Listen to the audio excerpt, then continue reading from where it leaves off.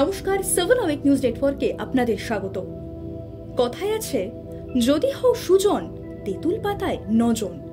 তবে এ যে একেবারে নয় নয় করতে করতে 30,000 জনের বাস একই ছাদের তলায়।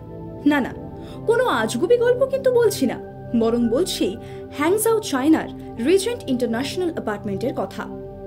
আমাদের দর্শক বন্ধুদের মধ্যে অনেকেই হয়তো সোশ্যাল মিডিয়ার সৌজন্যে এই বহুতলের ভাইরাল হওয়া ভিডিও দেখে ফেলেছেন।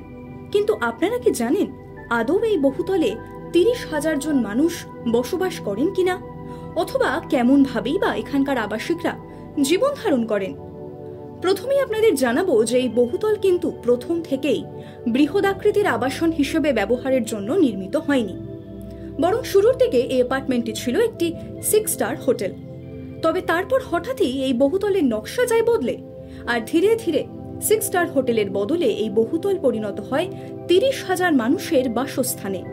এই বিশালাকৃতির বহুতলে 30,000 মানুষ থাকতে পারবেন ঠিকই, তবে এখনো পর্যন্ত এই বিস্ময়কর আবাসনে থাকেন প্রায় 20,000 জন।